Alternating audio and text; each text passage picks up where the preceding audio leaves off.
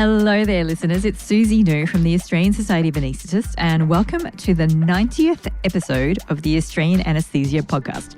That's right, 90 episodes. And wow, am I excited about this one, and potentially I have bitten off more than I can chew. Anyway, why am I excited? Because this episode, the 90th episode, happens to coincide with the 90th birthday of the ASA, the Australian Society of Anaesthetists, being formed. That's right. On the 19th of January, 1934, the ASA was formed, making it the fourth medical organisation to come into existence in Australia. Technically the third, because one of them was the Australian branch of the British Medical Association. Anyway, we will go into that in a bit. As I said, I may have bitten off more than I can chew, because for this episode, I'm going to try something a little bit different. I'm going to go back in time. We're going to be hearing from the current president of the ASA and some of the past presidents, including Dr. Don Maxwell, who is himself in his 90s. Basically, I'm celebrating everything 90.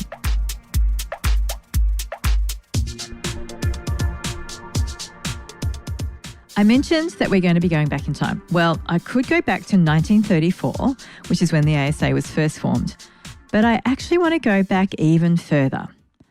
Let's go back to 1844. There is no ASA, and it will be another 90 years before the society will be conceived. In fact, there isn't even any anaesthesia. Is there surgery? Yes. Yes, there is. Surgery without anaesthesia. Yes, it is painful. Yes, it is dangerous. In some hospitals, the mortality is over 50%. What else is happening in this year, 1844? Well, I'm no historian, but in the Western world, we are in the Victorian era. Women are wearing long skirts, tight bodices and bonnets, while men are donning long coats and top hats.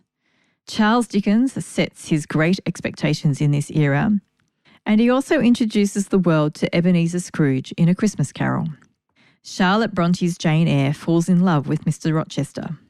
Here in Australia, British colonies grow along the east coast in Queensland, New South Wales, Victoria and Tasmania, as well as in South Australia. Perth has just been founded as the first free settler colony on Whadjuk country, but is not yet established, and convicts will arrive in a few years' time to build roads and public infrastructure. Ludwig Leichhardt sets out from Jimbour in Queensland's Darling Downs and heads to Port Essington, way up in the north of Australia in Arnhem Land. 2 centuries later, Google Maps will tell us that it's a 42-hour drive, but this trip takes Leichhardt 15 months. In science and technology this year, in 1844, we hear Samuel Morse tapping out the world's first telegraph message. We discover how to vulcanize rubber, and sadly, the great auk, a bird that looks a lot like a penguin but is not a penguin, and that you can actually catch with your bare hands, is strangled, rendering the species extinct. Coming back to anaesthesia, 1844, the founding of the ASA, still 90 years away, and nitrous oxide is used for therapeutic purposes for the first time ever. A dentist by the name of Horace Wells goes to what is called an ether frolic.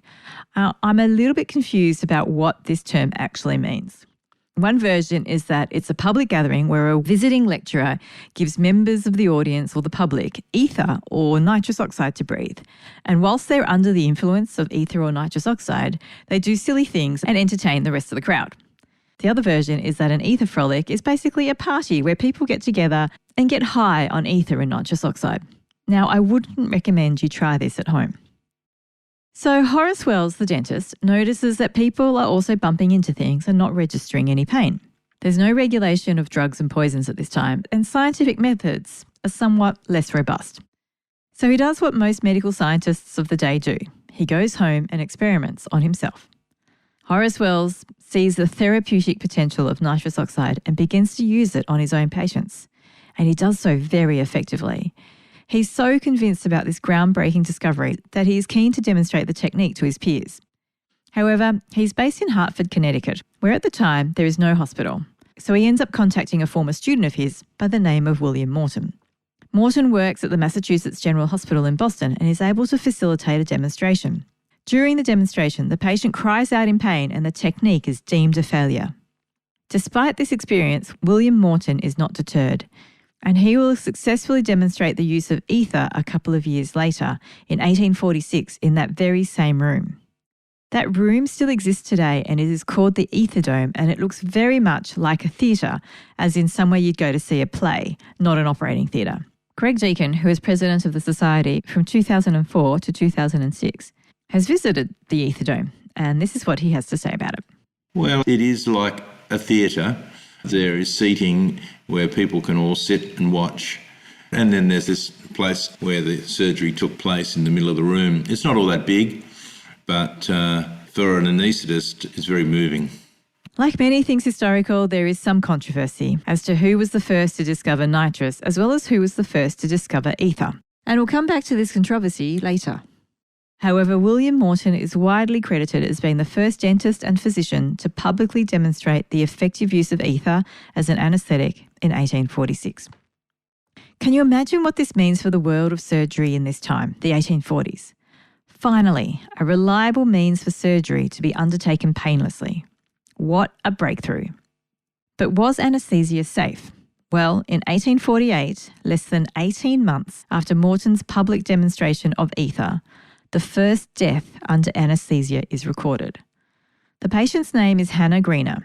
She is 15 years old, otherwise fit and healthy, and had previously had an uneventful anaesthetic. She is administered chloroform and then starts to deteriorate. It's not clear whether she dies from the anaesthetic or the resuscitation attempts, which include giving her water, brandy, and attempting to bleed her. So there you have it, 90 years before the ASA is formed. From people getting high at parties, anaesthesia is discovered and painless surgery becomes an option. And less than 2 years later, the first death under anaesthesia is recorded.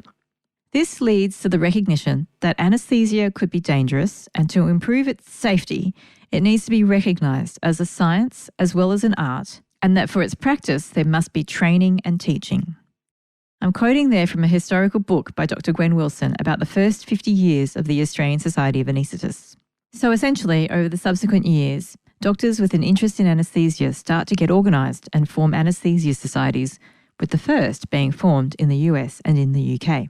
And it is in this context that the Australian Society of Anaesthetists was formed in 1934, 90 years ago. I asked Dr Mark Sinclair, the current president of the ASA, the significance of the 90th birthday. Yeah, well, it certainly makes us one of the oldest medical societies, probably the oldest, I think, because even the AMA wasn't the AMA back then. We were simply a branch of the British Medical Association. And so, of course, we've been in continuous existence for 90 years, serving the interests and needs of our anaesthetist members in all sorts of ways, educational, scientific research, representational, of course, and connecting and supporting our specialist colleagues. And so to be turning 90 is quite an achievement for any organisation, I think. There were 7 founding members of the ASA: Gilbert Brown, Geoffrey Kaye, Gilbert Troop, Harry Daly, Ivor Houghton, George Leonard Lillies, and the surgeon, Cedric Duncombe. Although in many references, the founding of the ASA is largely attributed to Geoffrey Kaye, who was the first secretary. The ASA started as a small organisation. Here's what Dr Don Maxwell, who was president of the ASA from 1982 to 1984, has to say about the early ASA. So I've been part of the ASA for 65 years, actually. I've been a member. The ASA began in 1934 and then had about 40 members, most of whom were general practitioners. And the ASA, as part of its constitution, because nobody much gave anaesthetics in the ASA, they're all general practitioners. Ether was discovered, and all of a sudden, very early days, all of a sudden people began to give anaesthetics. They'd give 1 or 2 a year, some of them, and 1 or 2 a month, others. And anyhow, in 1934, a group of them, about 40 of them throughout Australia, came to Adelaide. There was no AMA even at that stage. There was a BMA, and there was a section of anaesthesia of the BMA. The AMA came later. That section of anaesthesia decided to form a society of anaesthesia. And the purposes of that were to advance the standards of anaesthesia, to teach anaesthesia, to look after and encourage anaesthetists, and there are other purposes for the society too. But it was a group of people with an idea that you'd advance anaesthesia. And of all that 40 people, I think there are only about 3 or 4 or 5 who earned their living giving anaesthetics. So specialist anaesthesia hardly existed. There were four main reasons that the ASA was formed back in 1934. The first was to improve the status of anaesthesia in Australia. At the time, anaesthesia was not recognised as a medical specialty. The second reason was to support the exchange of ideas and information between anaesthetists in Australia and those from overseas. The third was to encourage research into anaesthesia, and the fourth was to publish papers in anaesthesia. These goals, although established 90 years ago, are still the backbone of what the ASA does today in terms of advocating for anaesthetists, organising an annual National Scientific Congress and other educational offerings, supporting research through grants and awards, and publishing the only scientific journal from our region, which is called Anaesthesia and Intensive Care. It comes as no surprise that there have been significant changes to the practice of anaesthesia in Australia over the last 90 years. Perhaps the most significant has been the recent advancement of technology, particularly with regards to monitoring. Past President Don Maxwell first started practicing in the 1960s. He describes a time when monitoring was very primitive. In those days, monitoring anaesthesia was very primitive. You watched the colour of the patient, you watched their breathing, you watched their airway, and you measured their blood pressure by pumping up a blood pressure cuff. And they were the only real ways of monitoring people. Greg Deacon started practicing anaesthesia 20 years later in the 1980s. And here he is describing a few more advances in monitoring. There was an ECG, and then after that it was just clinical. You had to look at the colour of the patient and look for if they were sweaty, feel their pulse oximetry hadn't been introduced. There was no gas analysis. There were CO2 analyzers. You could get one if you're doing a neuro case, and it was a very, very big machine you'd wheel into the room to analyse the CO2, and that was one for the whole theatre suite. There was oxygen analysers. They were special. You could bring that in and use a paramagnetic oxygen analyser to analyse the oxygen you were delivering if you were lucky. There were disconnect alarms. Sometimes you had one of those, sometimes you didn't. Monitoring was very primitive. Interestingly, you had arterial lines and central lines, and even Swan-Ganz catheters were available for cardiac. Greg also experienced the introduction of automated blood pressure machines, something that exists in many clinics, let alone hospitals nowadays. We had blood pressure cuffs, which you'd take the blood pressure, blow it up and feel the pulse, get the systolic pressure. There was just been invented these things called Dynamaps who did automatic blood pressures for you, and there might be one of those for the whole theatre suite if you had a difficult case. Another huge area of advancement was in the medications that we use. Greg Deacon describes his experience of the changes to volatile anaesthesia in the 1980s. When I started, we had nitrous oxide and halothane, and towards the end of my training they introduced enflurane, which is, I think, an isomer of isoflurane. But before that, I used a lot of cyclopropane. Cyclopropane was popular in my obstetric training because it was very good for keeping the blood pressure up. The patients went to sleep very quickly and woke up quickly. The only trouble was they had extraordinary nausea and vomiting afterwards, and it was explosive. That was the other bad thing about it. But one of my consultants, he used to let the surgeon use diathermy so long as the humidity was adequate. So he'd measure the humidity in the operating theatre, and if it was above about 60%, he'd use cyclopropane and let the surgeon use diathermy. I was always somewhat hesitant to work with him in those circumstances, but we didn't have an explosion. Cyclopropane, when it exploded, of course, took out the whole operating theatre. So it wasn't like ether, which would just have a bit of a fire. We often think about patient safety, but thanks to this advancement, we don't have to worry as much about blowing up the operating theatre and our own safety. The other big category of medications that has advanced has been that of the muscle relaxants, particularly in the 1980s. For a description of this, once again, I return to Greg Deacon. The other big thing that happened, we used to have a lot of training as registrars on how to deal with the anephric patient, because all our muscle relaxants were eliminated via renal excretion. So if they were anephric, how do you paralyse them? And then one day they invented atracurium, and that was all no longer an issue. And that came around in about 1985, 86. But before that came, you were limited to pancuronium and alcuronium and detuber curare, and it was an issue. All of these advances have been described elsewhere, although I have really enjoyed hearing firsthand from the people who were there to see these changes happen in their clinical workplace. What I've also found fascinating is what this meant for the practice of anaesthesia. John Maxwell recalls a time when intubation was rarely performed, a practice vastly different from that of today. A fellow in our Australian experience, a man called McDowell, I think from Newcastle in England, developed and popularised a technique using endotracheal intubation and controlled respiration, paralysing the patient, and it revolutionised the management of neurosurgery. What else do we stick into people? Bob Hare, who was president of the society prior to John Maxwell from 1980 to 1982, and who also trained in the 60s, recalls the use of glass cannulae rather than the modern single-use plastic ones that we have today.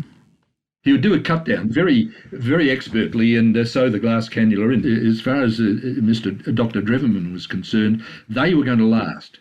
Whereas a cannula, even our modern cannulas, they get clogged up and infection and all that sort of thing. So that's what he did. Have you seen a glass cannula? They're tapered and the end is not square. The very fine end is tapered. Then it's got to be sewn, tied in. So they'd be doing this with the patient asleep, of course. Bob also describes that the person who put that in was someone called a resuscitationist, a medical person who would handle the post-operative care on behalf of the surgeon. Which then leads me to consider, how did anaesthetists work? What did a day in the life of an anaesthetist look like? Well, in the 1960s, anaesthetists would have to provide their own anaesthesia machines. I could see that there were a lot of things wrong, particularly in private anaesthetics. Anaesthetists had to supply their own anaesthetic agents. They had to have their own anaesthetic machine in a private hospital.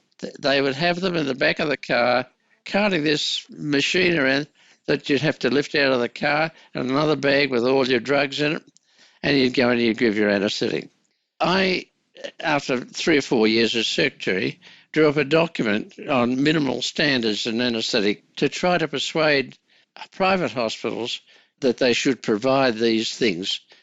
There was a Minister of Health in New South Wales at the time who'd formed a group called the Patient Care Committee, and Brian Dwyer was a member of that.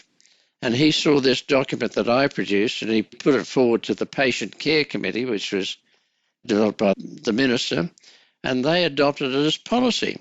I thought that was a good thing that they did it, but what had never occurred to me was that this had legal significance. If hospitals didn't have these facilities and the Minister for Health in his department say these are the minimal standards, they were legally liable. And they suddenly realised that. So all of a sudden, within a year or two, private hospitals bought anaesthetic machines, they provided all sorts of equipment, and they conformed. Why do they conform? Because they'd be in trouble if they didn't. And in the 1980s, Greg Deacon recalls having to provide his own medications and keeping them stored in a somewhat secure manner. It's not that long ago, in the early 80s, but it was certainly a different way. And some of the places I went to, you had to bring your own drugs as the anaesthetist, and that went through till around the early 90s. You were supposed to supply the drugs. You didn't have to bring your anaesthetic machine as they did in earlier years, but you did have to bring your own drugs along. You'd buy them, and you wouldn't store them safely. You put them all in your locker. So when you came back next time, you got all these drugs out of your locker. In the next hospital, you'd go to the pharmacy, you'd buy the drugs, you'd stick them in your locker. Then when you came back again, you had your thiopentone and your muscle relaxants and all in the locker. They'd give you adrenaline and some aramine, but that's about all you got. The requirement for hospitals to provide anaesthesia machines was brought about by the work of the ASA. So during this time, the ASA itself was becoming more and more sophisticated. The first headquarters of the ASA was in the home of Geoffrey Kaye, who you might recall was the first secretary of the society. However, at some time, the ASA and Geoffrey Kaye had a falling out which left the ASA homeless for a period of time. Eventually, this changed, as both Don and Bob describe. When I started, the secretariat of the ASA was the secretary of whatever state the president was in. Somebody would be the secretary, a working anaesthetist, and they would put out a newsletter and do all that sort of thing. And then they decided, Ben Barry was one of the pushers of this, that there should be a paid secretary. So that was Sue Butterworth, and that was in 1970. And she worked from Elizabeth Street, which was the rooms of the first anaesthetic group in Australia. Well, then they bought in 79 50 Gurner Street, in Paddington as the headquarters. I was lucky enough to be, I think, the first or second president to be involved in that. But even still, the Secretariat was actually one of those spandex folders with all the stuff in it. It's amazing how the ASA is now. It was a pretty amateurish setup then, a really very well organised corporation, if you like. And with computerisation, with mobile phones and all that sort of thing, the ASA have taken this and used it for communicating with patients, of course, and members of the ASA. And there are so many things going on with the ASA. When I have a glance at the magazine, that's been marvellous. I think it really is working very well. Under Ben Barry as the secretary of the ASA, he felt that we should have a full secretariat. Up till this period of time, now there's the first 30 or 40 years of the society, the secretary of the society operated out of his own office. That's where the ASA operated. And he'd have all these documents in a briefcase, and they were the records of the society. Pretty primitive. Ben Barry recommended, and it was agreed, that there be a secretariat, and the first secretary, I'm talking about an employed secretary, was appointed. It was Sue Butterworth, who was absolutely fantastic. And the group that I belonged to volunteered premises. They could use part of their premises for an office for the society. That was the first office. That worked for a while, but eventually the work of the society expanded. They needed their own premises.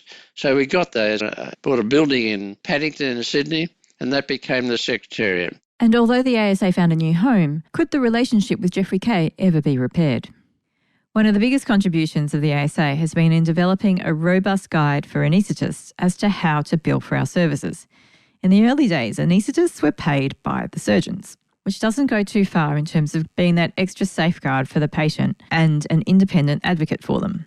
It was 1951 that the Californian Society of Anaesthesiologists introduced it, and it was about 1961 that the American Society introduced the Relative Value Guide. And then Brian Pollard went over to America in the 60s, and he came back to Australia and to the ASA saying this is a really good system for determining our fees and rebates. And there was a number of reasons, and it wasn't really due to money as the primary reason ever in my mind.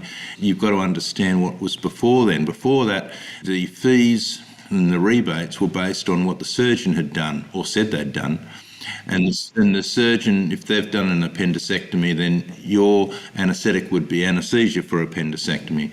And so you had to wait for the surgeon to send their account and tell you what item numbers they were using before you could send yours. If you go back into the 1920s and early days, the GP would refer their patients to the surgeon, and the surgeon would often expect that GP to provide the anaesthesia.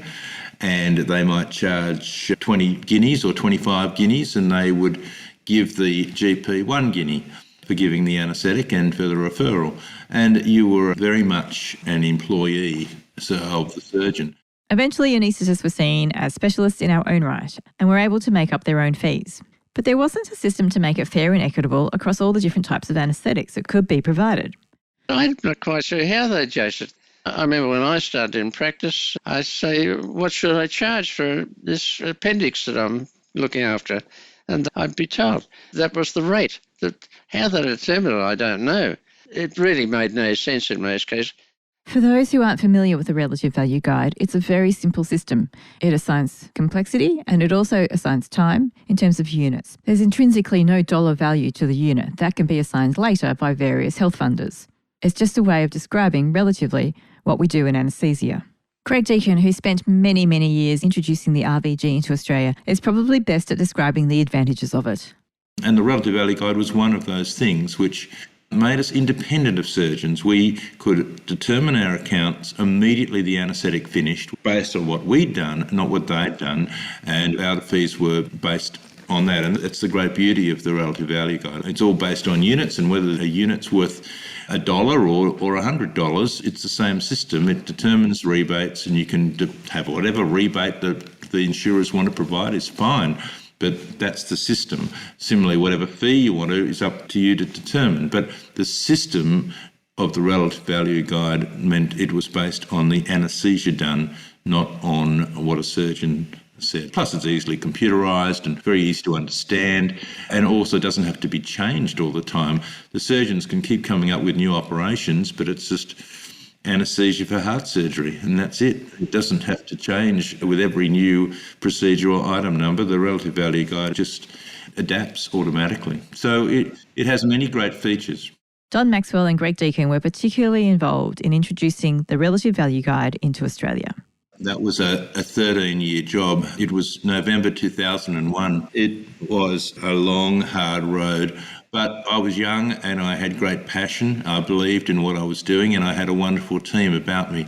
So we started by, I got to know the bureaucrats in the Department of Health in Canberra and had a number of trips down there, but I realised we weren't going to make any progress unless we met politicians. And next thing we had a meeting. And that was the first time the ASA had ever met with a politician, as far as I know, certainly a federal politician, a federal Minister for Health. So when we met with Graham Richardson, our first issue for discussion was the care of veterans, and he agreed and we got a major change and we just put on an hourly rate similar to what we were getting in New South Wales for treating public patients, and much less than we were getting for treating active servicemen. So we got that achieved, and we then went to Michael Wooldridge, who was by then, he was the minister in the first John Howard government in 1996. Again, with why we should have the relative value guide for all these reasons. You know, the system was what had to change, and the fees charged was up to the individual anaesthetist, but the system of the relative value guide was what we wanted. And he said, well, that's fine, but it's got to be cost neutral. And that was no problem at all. And so therefore we had to do surveys and work out what would be a cost neutral value. So this went on from 1996 till November 2001. The cost neutral features had to be adjusted, and there was a slight change in the unit value in the year or two after it was introduced, but everyone was happy with the final result and the unit value too. The ASA hasn't only been involved with the economic aspects of care that is delivered in the private health sector. In the early days when the ASA was formed, and right up to Don Maxwell's time in the 1960s, most medical specialists would work in private practice and weren't paid anything to work in public hospitals. This meant that anaesthetic services weren't always reliably available. Here, Don Maxwell describes his involvement in ensuring that all medical specialists were paid at the same rate in public hospitals in New South Wales. When I first started at St Vincent's, and for a long time afterwards, the doctors, all of them, the surgeons, anaesthetists, physicians, all came along and worked for nothing. Directors of departments were appointed around about in the 50s. The anaesthetic department had a director, and he had honorary anaesthetists. The honorary anaesthetists came along mainly in the afternoons, not in the mornings. In the mornings, the anaesthetics were given by the director, salaried, and by the registrars. In the mornings, the honorary anaesthetists earned their livings in private practice in my time. Remember, there weren't many specialist anaesthetists about, weren't many at all. The teaching hospitals had them. The suburban hospitals might have one or none. Again, the anaesthetics would be given by the residents who were there, who were very inexperienced, or by nobody. They would go to other hospitals if they required surgery. So it was just not satisfactory, because sometimes the doctor concerned, the honorary as he was called, would say, look, I'm busy today, I can't come this afternoon or this morning. What would happen? They just weren't looked after. They didn't have their surgery. So the government wanted to introduce a staff arrangement where they had staff specialists and VMOs, visiting medical officers, and that's what Neville Wran did. Now, that caused all sorts of upset in the medical community. People don't like change for all sorts of reasons. But eventually it came in, and the doctors were paid at a particular rate. It went to the arbitration court, and they determined that all specialists were paid at the same rate, and the specialist rate was determined by this court, so it was a statutory decision. Anaesthetists found, coming onto their lists at the public hospital from earning nothing, all of a sudden they were being paid, and sometimes being paid incredibly well, because the arbitration court had determined their rate according to what they were worth on an hourly basis. There were some people who gave a lot of their time, half their time, for instance, to a public hospital, and all of a sudden for half their time was being paid. One of the main drivers for the advancement of technology, medications, having anaesthetists who are independent from surgeons, is safety. Recall that less than 18 months after anaesthesia was discovered, the first death was reported in a healthy 15-year-old girl.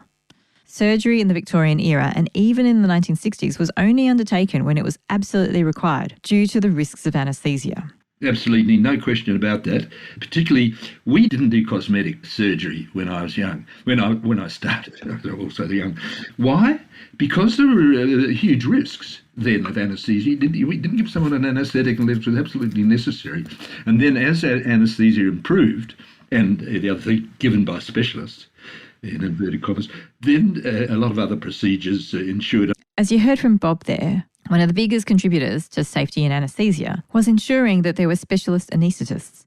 And in order to create specialists, they need to be trained. Again, the ASA played a key role here in terms of establishing the Faculty of Anaesthetists of the Royal Australasian College of Surgeons. This would eventually become the training institution we now know today as the College, or ANSCA, but not until the 1990s. The ASA in the early 1950s set up the faculty, established it, and then it started to do training and examinations of anaesthetists. And so we started to produce highly trained specialists, and the quality of anaesthesia got better and better. Remember at the start I mentioned the first death under anaesthesia barely within a few years of anaesthesia being discovered? Well, following that, there were numerous commissions and surveys of deaths which were attributable to anaesthesia. That work continues to this day, and once again, the ASA has been heavily involved. Death from anaesthesia disasters was in 1930 about 1 in 1,000. By 1960, it was 1 in 10,000. Now it's 1 in 250,000 due to anaesthesia. So we've come a long way. And one of the things that I thought that was a real step forward was the incident monitoring system, which had been happening for many years with Bill Runciman on a paper-based model since I was a registrar. But we realised that this anaesthesia incident monitoring with Bill was something that had run its course, and that I had very good relations as president with Michael Cousins, who was president of the college, and with the New Zealand president of the Society of Anaesthetists. And we decided to together form a joint project to have anaesthesia online incident monitoring. And I think that was the beginning of a great project, and it's gone on from there with Martin Colwick only just stepping down now as the medical director of that. But that incident monitoring being online is really a good thing to have done and continues to thrive. As Greg says, WebAirs continues to thrive to this day. I personally am still involved with WebAirs, and I've done a number of podcasts on it, so please do check out the links in the podcast notes if you want to find out more. Bob Hare describes an event with one of his anaesthetics that we rarely see today. I gave an anaesthetic for a young man having a nose operation, septoplasty or something like that. Towards the end, I, as we all do, turn off the nitrous and turn on the full oxygen, and he went blue. I was thinking, what are the ways that a patient can go blue? So what I did was I tried to turn on the oxygen cylinder, because maybe oxygen's not coming through for one reason or another. And anyway, I couldn't do that because the orderly who looked after the anaesthetic machine had the key to the oxygen cylinder in his pocket, and he was out having a smoke. So anyway, the problem was it was the nitrous oxide oxygen switch. Because, what had happened is that it was the first anaesthetic after the holidays, and during the holidays they had to service the suction. And the suction oxygen nitrous oxide came down in a single pennant, that came down from the ceiling, and there was a template through which the oxygen, nitrous oxide and suction too, I think, came. There wasn't any key to tell you which hole to put the oxygen pipe and which one to put the... Anyway, John Mainland took that on and got things changed and coded. And the other thing that's important is that the director of anaesthesia or some responsible person checks the equipment after there's been servicing. These developments, such as the sleeve and pin index systems, having anaesthetists commissioning gas supplies, they came about because of the hard work of our forebears, who fell into misadventures such as these, had to manage the situation and care for their patients safely, and then who chose to work on developing systems where these mishaps couldn't occur again. So there you have it, a potted history of the ASA. What does the future hold, I wonder? When Bob Hare trained and practiced anaesthesia, anaesthetists were less involved in perioperative medicine. Yeah, that's very interesting, Perry. I must keep up with that and what's going on about that. But so anaesthetists could consider themselves well enough trained to be able to look after post-operative complications. And when I'm saying that, when I worked doing bowel surgery and I'd get involved with post-operative pain, but when something went wrong with the patient, then a physician would come along, it was the same physician all the time, and do the post-operative or perioperative management. I didn't consider myself well enough trained or had enough knowledge to look after somebody, for instance, who was going into cardiac failure or something like that. Anaesthetists becoming involved in perioperative medicine makes sense, as we have a good understanding of the physiological stressors of surgery and what is required to optimise patients prior to their surgery in order to prevent and best manage any complications that occur after surgery. As Greg outlines, it is important for us not to be regarded just as technicians. I think perioperative medicine by anaesthetists is good because it's good for patient care, but it's also good for our status as doctors. And I don't think anaesthetists should be locked in the operating room as technicians. The importance of seeing the patients preoperatively, post-operatively, and being available to help on the wards and in casualty and other places, providing a comprehensive service, I think is very important, and I'd be hoping that becomes something that anaesthetists do more and more of. And our current president, Mark Sinclair, thinks that this will continue to be important for anaesthetists in the coming years. I think the idea which our college is heavily involved in of perioperative medicine will be a big thing, I think, especially over the next decade or so as it really starts to get a foothold and gets established in day-to-day practice, because it's a very necessary thing with all those various issues we face with an ageing and more medically unwell population. I'm no expert, but my prediction will be that that'll become an increasingly important focus of our work. We can all learn about drugs, and there's always new drugs on the horizon. We can all learn about new airway management techniques. We can all learn about new electronic monitors. But I think putting all that together over the next couple of decades and moving on further into the future will be a big part of where we go when it comes to patient care. In terms of the next 90 years, I wonder whether we may be replaced by robots or AI. I like the question Bob asked as to whether there will even be surgery or anaesthesia in 90 years' time.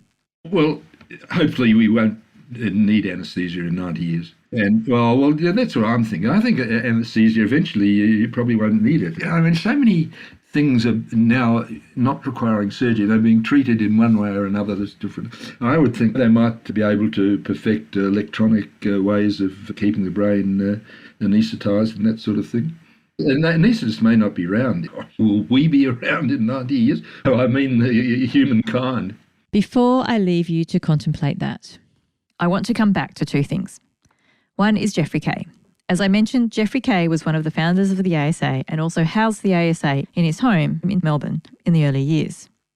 He was a great inventor, teacher and collector of anaesthesia equipment. There was some parting of ways between Geoffrey Kaye and the ASA at some point, and he ended up donating his museum collection to the college. Well, I'm pleased to report that there was some mending of the relationship between Geoffrey Kaye and the ASA. I discovered what happened when I asked Don Maxwell to paint us a picture of what the 50-year-old ASA looked like, because that's when he was president. It was fairly mature by this time. We had our own premises. We were a very functional department, had regular meetings and annual general meetings, and we had our own journal, which still exists, which was set up by Ben Barry. We were fairly mature, and we participated in the World Congresses. We had delegates going to the World Congress. Anaesthesia had developed quite a way. And that year, 1984, there was a World Congress in Manila in the Philippines.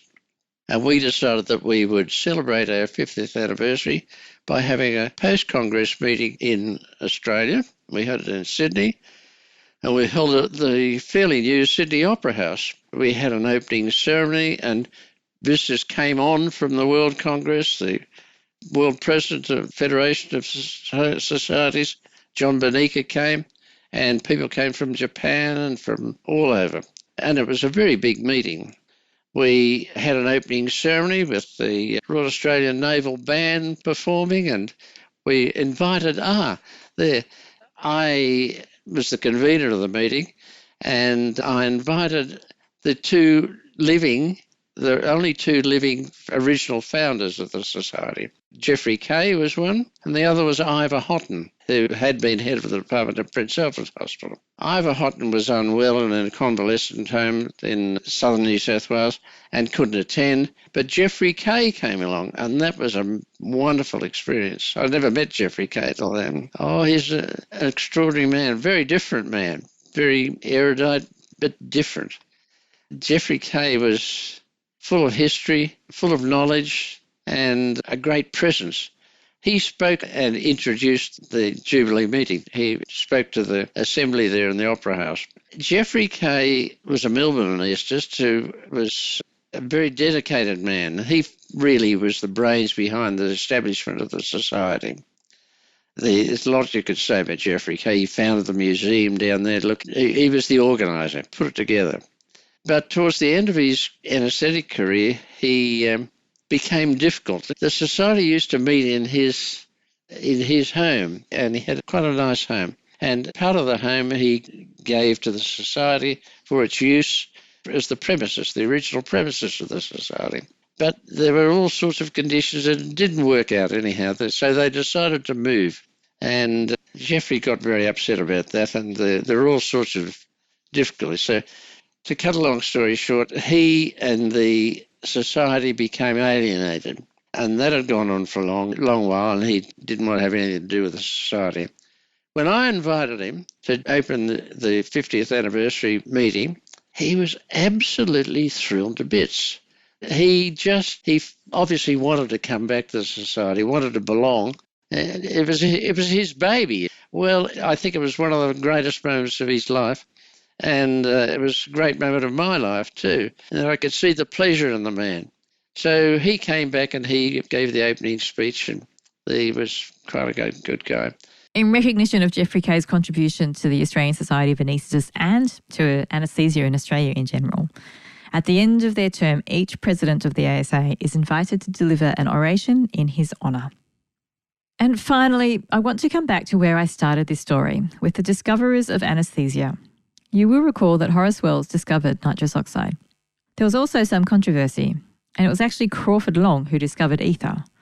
But it was William Morton who's credited with successfully demonstrating both of these agents and being the founder of modern anaesthesia. So what happened to Wells and Long? When Horace Wells demonstrated nitrous oxide at the Mass General, the patient cried out in pain and the technique was deemed a failure. However, the patient later admitted that he felt no pain and had no recollection of the surgery being a tooth extraction. This is a situation which many of us would recognise, and that vocalisation does not always equate to awareness or nociception. However, Wells, along with the rest of the medical community, regarded this as a failure. He returned home to Connecticut the next day, and it is claimed he fell ill, although his physician could not find the cause for his symptoms. Within a few weeks, he put his house up for rent and dissolved his dental practice. Over the subsequent 3 years, he opened and closed his dental practice 9 times and in 6 different locations. He ended up moving to New York, leaving his wife and young son behind, and became addicted to chloroform. Under its influence, he threw sulfuric acid over 2 prostitutes, and that landed him in jail. And whilst in jail, he suicided. This was 3 years after his attempted demonstration of nitrous oxide. He was 33 years old at the time of his death. Crawford Long, on the other hand, had discovered ether before William Morton. He is described as an educated and elegant man, anaesthetist, surgeon and pharmacist. Rather than publish his work, he wanted to undertake further research and repeatedly confirm the results of his experiments. However, when Morton was credited with discovering ether, Long sought recognition for his earlier discovery by going to great lengths to publish his work and have others confirm his discovery. He even lobbied as US Senator. But despite his efforts, he never received the full credit that had been snatched by Morton. The reason that I mention these controversies is that I can't help but wonder what might have happened to their careers and perhaps their lives had there been an anaesthesia society in their time that could have supported and encouraged their work as well as them as people. I'd like to think that today, whether you are a cautious researcher, a bold publisher, an anaesthetist with a substance use disorder, or anyone in between, that the ASA is able to support you in some way. And with that, I want to thank the presidents who contributed to this special 90th birthday episode of the podcast. They've not only contributed to this podcast, but they have also supported and contributed to me in my leadership journey, as well as deepening my understanding of anaesthesia.